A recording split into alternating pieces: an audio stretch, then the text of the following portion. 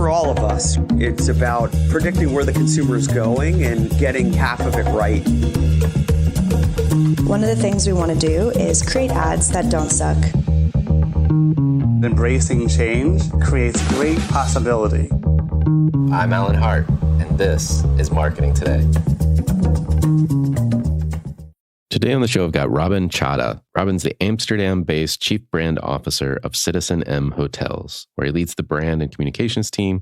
He's been responsible for growing citizenM into a worldwide, distinctly recognizable hotel and lifestyle brand. His career began on the floor of the New York Stock Exchange on Wall Street as a specialist clerk. He then worked in fashion for a number of years, first for Tommy Hilfiger in New York, followed by a move back to the Netherlands to join the fashion company Mexx. In 2005, Robin began his career in hospitality by launching Rain, a unique design-led food and drink experience venue in Amsterdam. He sold Rain in 2008 to join the budding citizenM team. On the show today, we talk about citizenM and their focus on affordable luxury and what that means and who they're trying to serve. We talk about Bleisure Traveler. We'll learn more about what that is. And we talk about their unique campaign called citizensOf when they go to market and launch a new hotel in a new location. We also talk about their citizen movement initiative and how they've partnered with the World Bicycle Relief Fund over the years. That and much more in my conversation with Robin Chadha.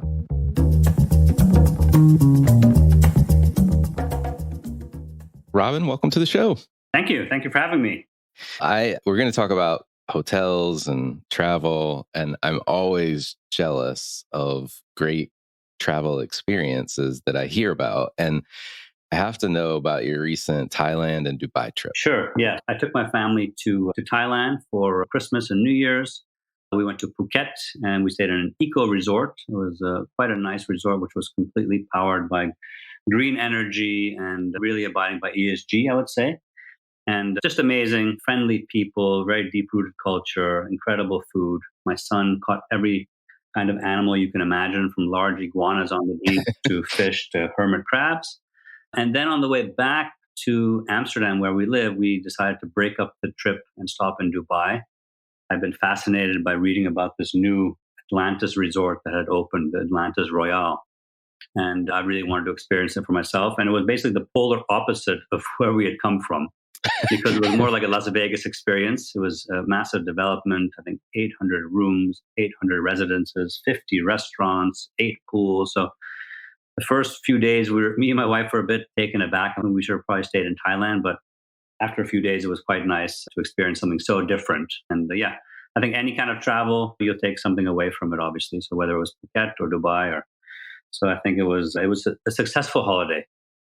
Yeah, no, I'd say so. I'm jealous that Thailand is on my list of places I'd like to go and haven't made it there yet. And the Dubai, I can only imagine that just like after a little time in an eco resort, the shell shock, if you will. Yeah, we're a bit shell shocked for sure.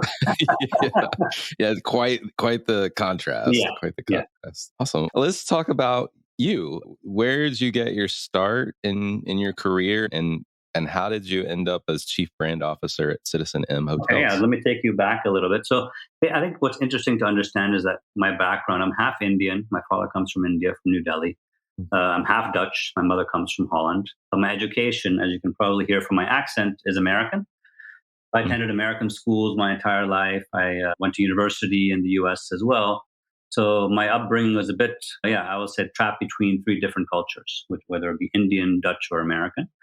I went to university in the US, and my first actual job was in New York on Wall Street on the New York Stock Exchange as a specialist clerk. I really started at the bottom, grabbing coffees for the Post. This is before the New York Stock Exchange was fully automated, of course. So I stayed a year there on the floor, then a year in the office. But throughout that time, I always knew in the back of my head that this wasn't for me. I'm quite a creative guy. My father had a fashion company, so I grew up around fashion designers and creativity my entire life. So after I left Wall Street, I went to Tommy Hilfiger in New York, and I worked for Tommy Jeans. And there I realized that actually I love the fashion industry. Really, of course, I'd grown up with it, so I understood it. I was passionate about it. But I really couldn't find my way within Tommy. I found it quite corporate, a lot of hierarchy. So at that time, I decided to move back to Europe. So I moved back to the Netherlands. And I worked for my father's company called Mexx. So I first did a 1-year training on the front end of the business, then a 6 months training on the back end of the business. So I had a full 360 view of what made that business strive and tick, and I ended up on the product side. Mexx was sold in 2001 to an American company called Liz Claiborne. And I actually left quite shortly after that. And I'd always been fascinated with hospitality. Whenever I would travel, instead of going to see the cultural sites first, I'd first go and see the latest restaurants or nightclubs or bars that had opened, because I was fascinated by the design and the operations and everything that it stood for. So me and a partner, we ventured out. We opened a place called Rain in the center of Amsterdam. It was a restaurant, bar, and nightclub. It was a bit ahead of its time. We were doing molecular gastronomy. We had all the cocktail and all the mixologists flown in from London. So it was a kind of a restaurant which transformed on the weekends into a nightclub. We opened this in 2005, which was a lot of fun. I always say it's the most fun you're ever going to have, which you probably don't want to do again. And we sold that business in 2008 because actually in that time we were already conceptualizing at that time what we called One Star is Born. This was me, my father, and a few other guys. And we set out to create something completely new in the hotel world. So we wanted to challenge the traditional hospitality industry. We wanted to find something that was hybrid, that was offering a luxury lifestyle, but at an affordable price. So basically, since 2007, 2008, I've been busy with citizenM. My role kind of transformed from Chief Marketing Officer now to Chief Brand Officer. And I'm in charge, of course, of, the identity, the public relations, the digital identity, the physical identity, the guest journey, everything from the music that's playing in the hotels, the vodka or the beer that's being served, the fragrance, the design of the uniforms. So I always say I do all the fun stuff.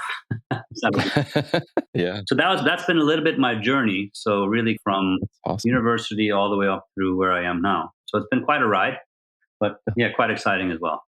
I love the mix of Wall Street to fashion, operations even. I think getting to understand the 360 within that business, and then the hospitality component, both restaurant, club, and now hotel. It's quite the range, to be honest. I guess there are some similarities in terms of, I don't know, maybe I should ask you, or are there similarities between at least the fashion, hospitality, and hotel business? I think absolutely. I think at any, I always use that analogy a lot as well. Why would you buy a $100 t-shirt from a luxury brand where you can buy the same t-shirt for $10 from a mainstream high street brand? And it's all have to do with, it's about the emotional connection, and it's about some kind of experience. And I think whether it's a restaurant or a nightclub or a hotel, you're trying to create a certain lifestyle and something that the customer can identify with. So from that point of view, I think there are similarities, and that's also a little bit what my role is within citizenM, to identify what's happening in the traditional industry, whether it's the 5-star luxury or whether it's the budget category. Where can we find smart solutions, whether it's operations or in technology, and how can we make sure that we're relevant to the customer and that we're still aspiring? So we're aspirational. So I think there are similarities for sure, Alan. Oh, I love it. Let's talk about citizenM. You talked about how the business kind of started and took shape, if you will. But give me a little sense of the business today for listeners in particular that may not have experienced it yet. How would you describe what you guys are doing? Sure. So I think, let me go back again to this 2007, 2008 timing. So my father, who was the founder of this company, he had this fashion company called Mexx, which he built over 20 years. And at any given moment, he had at least 100 to 150 designers working for him. And they were traveling the globe. And Mexx had a very strict travel policy. You could spend, I think, around 150 euros a night on a hotel room. If it was 151, too bad, you had to share with a colleague. So what ended up happening was you had all these really cool, hip, young designers traveling the world, but they couldn't stay in the hotels that they wanted to because they had to stay outside the city center and nondescript hotels. And they came back with, these kind of long faces. They're a bit discouraged. And that was already the light bulb moment for my father, that how come there's nothing that's offering lifestyle at an affordable price in a great location? So that was the inception moment. I think when we started, we were really, I would say, the pioneers in this category of affordable luxury. Since then, there's been many followers, and some have called it smart luxury or new luxury, and we call it affordable luxury. Doesn't mean that we're offering only a luxury experience. We're talking about this emotional connection with the customer. Mm-hmm. We're talking about efficiency to a certain extent. And we're also talking about experience. And people always ask me, what's the most luxury item that you own? Is it your car? I said, no, it's not my car. It's not the clothes that I have. It's actually my phone. Because my phone enables me, it opens up a whole world to me. I can order transportation. I can order any type of cuisine. I can get any song on demand. I can get any type of, any TV show, any movie.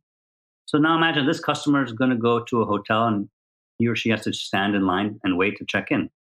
This doesn't make any sense. They also want to tap their finger on their phone and check in. And so there's been a lot of these learnings from my personal lifestyle, but also from people's lifestyles around me that I keep on looking at. But yeah, I would say, to sum it up in one word, it's a very disruptive company. So when we started this company, there were a lot of people telling us, you can't do this, you can't do that. And that kind of propelled us further to do these things. And it's actually quite a smart look at hospitality. So we took blank pieces of paper and we first wrote down lists of things that frustrated us when we traveled. Whether it was all these confusing different multiple room types, all these hidden fees and hidden costs, like being charged for Wi-Fi and telephone calls and movies and minibar pricing and all these kind of things. And then we started looking at solutions. We also went as far as to take pictures of traditional hotel rooms and five-star hotel rooms, and we took red pens and red markers, and we said, do we really need 2 sinks? Do we need the robe and the slippers? Do we need the bathtub? I've never taken a bath in a hotel before. And so citizenM is also about taking things away and really giving customers what they want from a great hotel and what they don't need from a bad one. We started with the first hotel in 2008 at Schiphol Airport. That was followed very quickly in 2009 by another hotel in Amsterdam in the central business district. And after that, we started our rollout. Currently, we are at 34 hotels open. The portfolio is split almost 50-50 Europe and US. We have 2 outliers in the portfolio, which are Taipei and Kuala Lumpur. There are 2 Asian properties, but for the rest, we're in the main cities of the world because we feel our travelers and our guests are also living in these cities and they're traveling between these cities. So in Europe, of course, we've got Zurich, Geneva, London, Paris, Copenhagen. In the US, from the East Coast, New York, Boston, Washington, D.C., Miami, West Coast, San Francisco, Los Angeles, Seattle. We have just opened a hotel on the Meta campus, which is quite exciting. About 4 years ago, there was, let's say, a tender and a call for a pitch. So I think every hotel company in the world went to Meta and pitched, and we actually won. And I'm very proud to say that we just opened that hotel on the Meta campus in Menlo Park. Amazing. So we're about around 34 hotels open now. We will open a few more hotels this year, and depends. Through COVID, of course, we kept on opening new hotels. We're something that's quite unique about citizenM compared to the traditional industry is that we're actually owners and operators. So we're owning the real estate. We develop the real estate ourselves, and then we operate it also, which is quite rare, I would say. And most hotel companies are doing the management on behalf of their owners. So when we did that, with the purpose of being able to control the brand really from start to finish and building a consistent experience for our guests, whether it was in Los Angeles or whether it's in Taipei, you walk into a citizenM hotel and you recognize that brand design, you feel the brand, and we really wanted to build something consistent. So that's a little bit where we are today with citizenM. And I love it. And you talked about the notion that you guys are in the affordable luxury and the notion of, as you're thinking about the design, taking pictures of other luxury hotels and just crossing out the things that you don't need. Is it, as I haven't been to any of your hotels yet, I will change that in the near future. Please. But it seems like the rooms themselves are very efficient, I guess is the best way to describe it. Everything has a place and a purpose. Is that how the maximization, if you will, of that footprint, is that how you're able to make it affordable, but also luxurious? Yeah, we have, of course, a few secrets that we don't divulge all the time. But one of the things about citizenM is that we have one type of room, which is quite unique. And our rooms are quite small, but they're very efficient. And they're based on 4 pillars. One is a fantastic bed. 2 is fantastic design and the quality materials that are used. Large windows and Corian and no carpets, etc. 3 is a fantastic shower. Great rain shower, great pressure, great amenities, fluffy towels. And 4th is technology, easy to use technology. So we have one device in the room, it's a tablet, which controls your entire experience, from your ambient lighting, your blackout curtains, your temperature, your television controls, everything from one device. That's from the room's perspective. And of course, that allows us, when we are purchasing land, that we can put a lot more rooms on the footprint compared to, let's say, a traditional 4 or 5-star hotel, which would have multiple room sizes. They would have restaurants and spas, et cetera, et cetera. So we really try to maximize the room count. And then on the ground floors, we have these vast areas, which we call the living room, which is really multifunctional. So if you want to have a meeting, if you want to have a drink, if you want to watch a movie, if you want to watch the football game, if you want to just basically experience the living room or the lobby like you would at home. So your active time in your home is, it's in your living room and it's in your kitchen, not necessarily in your bedroom. So we've made the bedroom very functional, and everything else around it, we've made it quite inviting and interactive. It sounds amazing, to be honest. I know we last talked, you said a word that I had never heard before. You talked about the bleisure traveler. Correct. And first, what is bleisure, if you could define it for us? And then is this one of your target segments that you're trying to go after? Yeah, so bleisure or bleisure, however you want to call it, is basically the mixture of business and leisure travel, right? If you categorize, we're targeting the business traveler midweek. But what happens on the weekends? People are coming in to spend a weekend in the city, for example. So that might be leisure. But what we see, and what a lot of people are talking about the last, I would say, 12 to 18 months, is a combination of the two. So people, there's a bit post-pandemic behavior, but they're traveling maybe less frequently than they used to, but they're staying longer. And maybe they're also staying on the weekend. So you might have meetings Wednesday, Thursday. And you know what? I'm going to tag on Friday and Saturday in the city as well and experience the city. And maybe I'll even invite my wife and she'll come and join me. And that behavior, actually, we already identified when we started citizenM. We already had these 4 citizens that we had as personas, as avatars that we used in our communication, which was the fashion, the culture, the business, all these different personas. And it was more mimicking the lifestyle of our traveler. And I always take myself as an example. Yeah, even pre-pandemic, I was really traveling to London just for 2-3 days, but I would do it every month. Take the early morning flight. I would go and have meetings in the hotel, but would keep the afternoon free. I really wanted to see that Damien Hirst exhibition at the Tate Modern Museum. In the evening, I wanted to check out that latest restaurant that everyone's been talking about. So I went there. The next morning, again, crank out some meetings, maybe stop by an inspirational shop or exhibition on the way out to the airport, and then fly home. Yes, I'm there for work or business, but I'm also there to experience the city. So I guess you could already call that pleasure in a way. But yeah, you'll see, if in hospitality land, pleasure is a very big focus point at the moment. So how do people extend their stays, combine business and leisure travel, which I think makes sense. I think if you're smart, if I'm already going to New York City for work, I might as well stay the weekend. I'm there anyways. Oh, it makes sense. And I resemble your comment. Travel for work quite a bit. And it is that notion of, yes, you work hard, the day is packed, meeting, and then you're like, you get to dinner time and you're like, okay, I really want to go somewhere good, or whatever the local place is. Exactly. Yeah, that's awesome.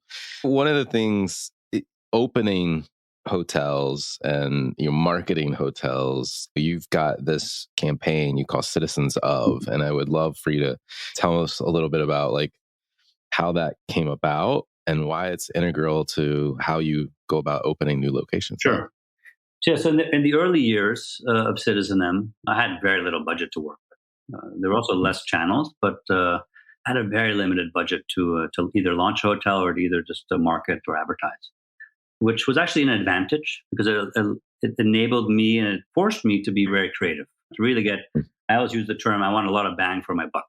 And how to do that. So in the past, we used a lot of guerrilla tactics in order to get some awareness in the local market.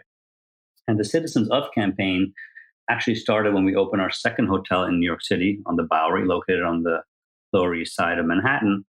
And before we opened there, we had we had quite I would say, an issue with the neighborhood, with the community, because we were this new brand coming in.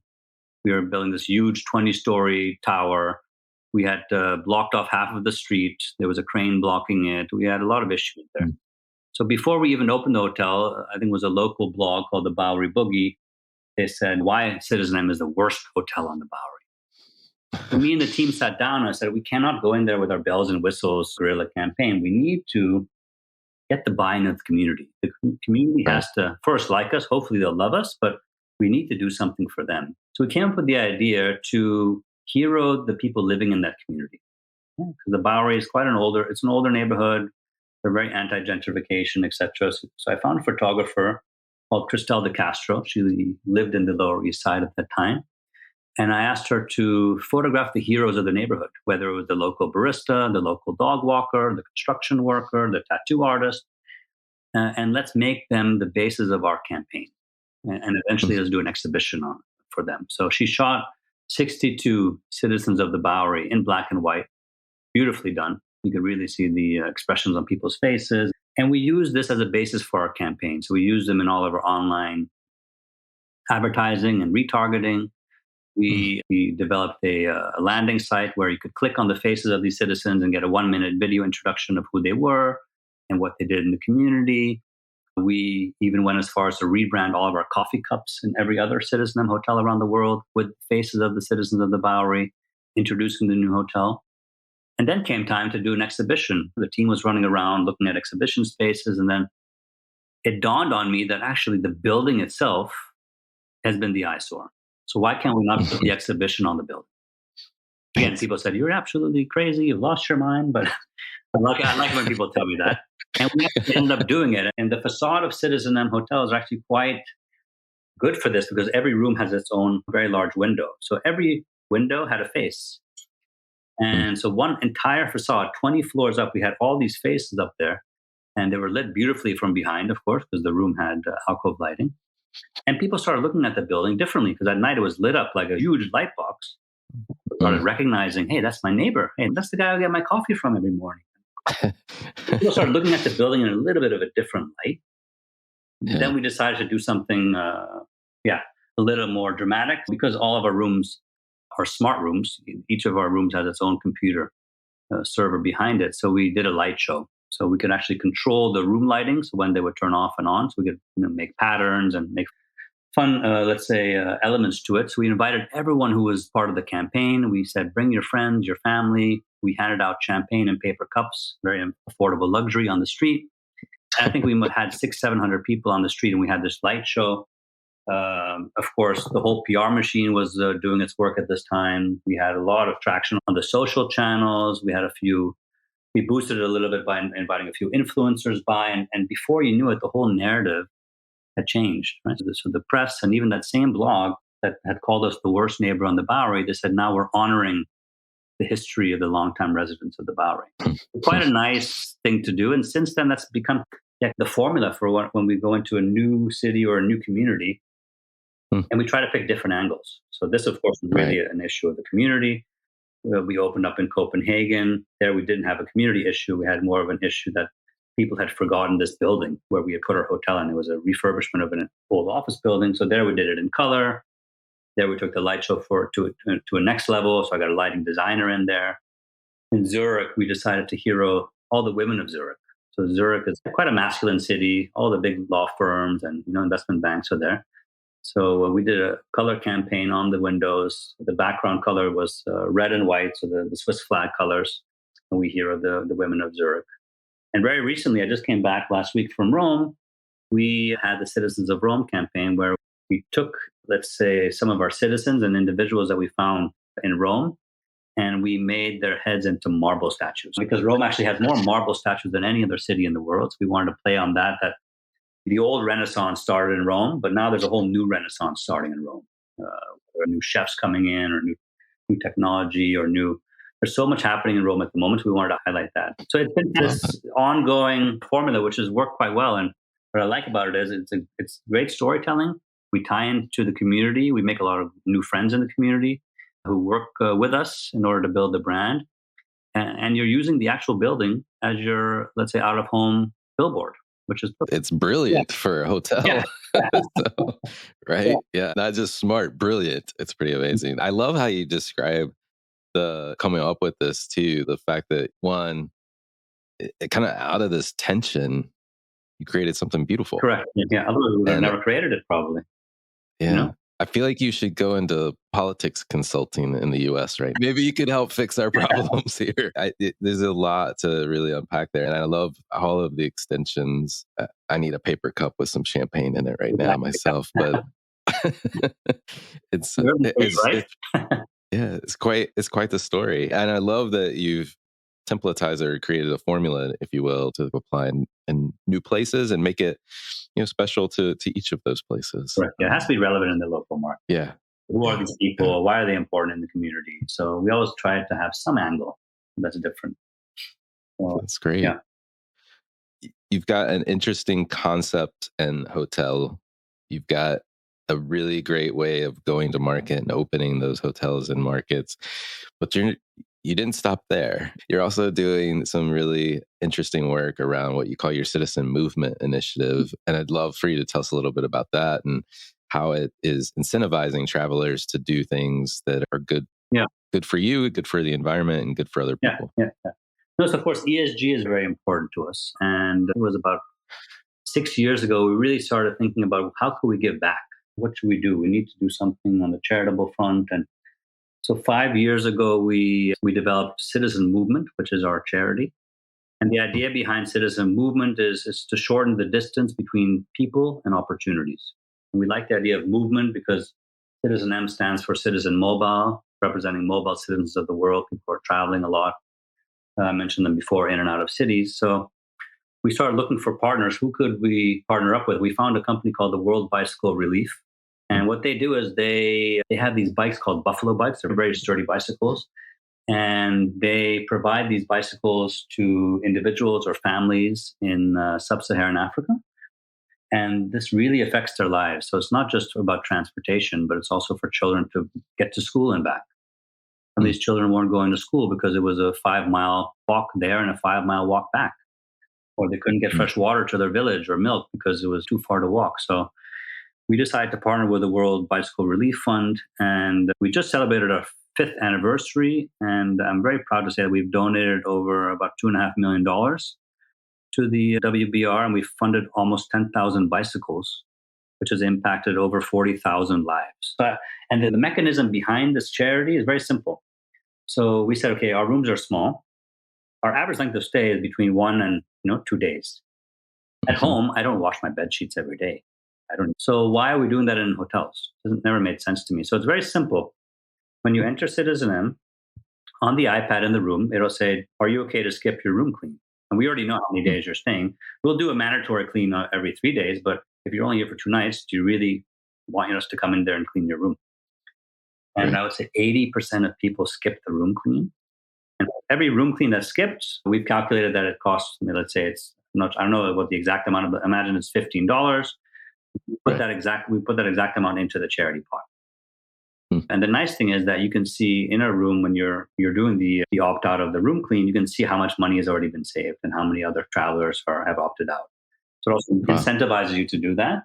So yeah, actually, it's a very simple thing. It's good for the environment because we're not changing sheets and washing sheets and towels, et cetera, but you're really doing good. So we sent some of our colleagues last year to Africa to actually give out some of the bikes and meet some of the individuals that were affected. And we made some video content around that as well, which was really fascinating. And it really touches the heart.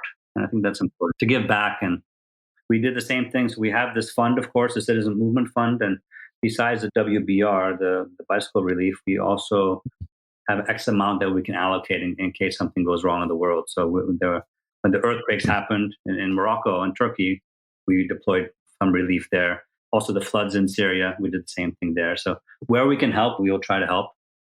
We're, of course, not a huge charity organization, but with the money that with the money that we have saved through our travelers, through our guests, we want to do good.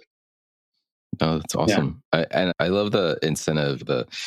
I think a lot of people will ask you now or you can do certain things to pass on the cleaning service. But I love the fact that you're actually putting that savings to work. And then to your point, showing people how much other people have you've saved already. And there's a little bit of a social reinforcement Exactly. to drive that behavior, which is Yeah, great. it's not necessarily for our benefit. It's not like we want to save money because that money is right away one for one being put in the charity pot. Right. It's twofold. It's environmental purposes, but also really doing good and then showing what good you're doing. So I think it's been very successful and I'm very proud of it. I love it. I love what you guys are doing at citizenM, and it's wildly interesting on so many fronts, like we've already talked about. One of the things we love to do is to get to know you a little bit better. We know you crave travel. But my favorite question to ask everybody that comes on the show is, has there been an experience of your past that defines or makes up who you are today? For sure. I don't think it's one experience. I think when I introduced myself, I think this being exposed to different cultures, whether it be when I was traveling. I traveled quite extensively as a child as well. My father and my parents would take me everywhere, and my sisters too. But being in this kind of international environment, having been brought up with these three different cultures, it gave me a very broad view of the world. So when I was growing up, I would be playing three different types of sports. So in Holland, they play a lot of soccer. So I was playing soccer or hockey. But in school, I was playing baseball and basketball. And on the weekends with my dad, I would play some cricket. When it came to music, I would be listening to Dutch music, American heavy metal music, which I still love today, but also Indian music, Indian Bollywood tunes. When it came to food, I would be having Dutch French fries with mayonnaise. I would be having burgers and fries at my baseball club, but I was also having tandoori chicken. So everything was multiplied for me. And I think that also makes me who I am today. And I've always had that sense of, the world is such a big place, always keep your eyes and ears open, and you can get inspiration from almost anywhere.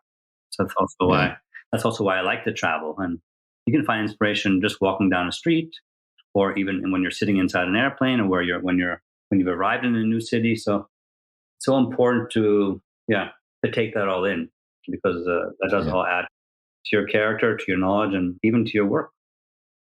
Yeah. But it was later in my life I experienced Indian food. It's one of my favorite cuisines. but now I eat it probably maybe once a week. But the other thing that you said, so I grew up in the South in the United States, and mayonnaise was always a thing. Like, really? You put it on a tomato sandwich. It's like the best thing ever. Yeah. But it wasn't until probably my mid to late 20s when I experienced mayonnaise and French fries. Yeah. And you can't go back. You cannot go back after that. Like, very popular. Yes. Nothing against the ketchup guys, but like mayonnaise and French fries, there's something magical about that for sure. combination.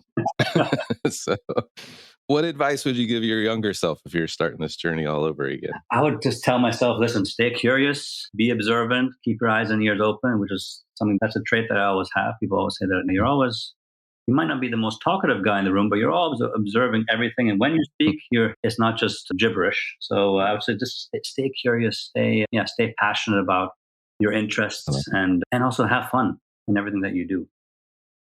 Yeah. Is there a topic you think marketers need to be learning more about right now, or something you're trying to learn more about yourself? I'm trying to learn more about, artificial intelligence, but also data. And it's not really my specialty, but I do feel that it's important and moving very fast. And it's not only what can AI do, but what can't it do? I'm an old school marketeer that way and a brand guy. So can AI make this emotional connection with a potential customer? If I ask it to make an advertisement or a video, so I think that's one part of it. And then I have been diving into data lately. We've had more and more data at citizenM, and it's quite fascinating. And I think the more personalized you can market towards your guest or potential guest, the more success you could have. I read somewhere, I think it was some report, that up to 80% of people would buy a product if the advertising was really personalized towards them. I found fascinating. I think if I look at the industry, who does it really well, I think Netflix does it fantastic. Exactly what I've watched, obviously, but they also then can recommend shows and, hey, listen, you watch this, so you've got to watch this. And for some reason that resonates with me. I'm like, hey, these guys know me. They know that I like that movie or that TV show. So then I'm going to try it out. So I would say data, artificial intelligence, I think is just starting now. embrace it. And it doesn't mean that you have to right away have AI make all your next advertising campaign. But yeah, it would be good to know what's happening in that field because it's moving at an incredibly fast pace. So Yeah. Yeah. Oh, I love that. I love that. Are there any like trends or subcultures that you're following or you think other people should take notice of? I'm quite a lifestyle guy. So I follow the art world quite fanatically, I would say. Also because in citizenM, we do a lot with art. Yeah? So I think we've done over, I think it's 200-300 commissions. We have art on the facades and in our living rooms and art on ceilings and carpets and in-room art and digital art. And so art, I think, is also connected then again to fashion. And fashion, of course, is connected to lifestyle. So it starts with art. Art and fashion, I would say. Those are the two, I would think, subcultures and trends that I try to keep on top of. It's a little bit difficult, especially with fashion these days, because I can't wear all the stuff that's on the catwalk. I just saw the new collection by Pharrell Williams for Louis Vuitton, which was all kind of Western inspired, which is quite interesting because we just opened our hotel in Austin, in Texas. It's quite interesting to see that just taking a very strong theme or inspiration and adding that to his collection. But that's what I'm always intrigued by that and following that. I love it. Awesome. A last question for you. What do you think is the largest opportunity or threat facing marketers today? That's a good question. I think the opportunity is it's never been easier to build a global brand, right? Or to market your brand. There's an abundance of channels now. I remember when we started citizenM, it wasn't not even Facebook. I think Facebook it was still only for .edu email addresses. So I think only in end of 2008, we could finally set up a Facebook account. But if you look at all the channels at the moment, whether it's social, whether it's digital radio, whether it's what we're doing right now, podcasts, whether it's all these different channels. So I think that's an opportunity. Yeah. And at the same time, it could also be a threat because it's also just because there's an abundance of channels, there's also an abundance of competitors out there, right? Who are trying to do the same thing.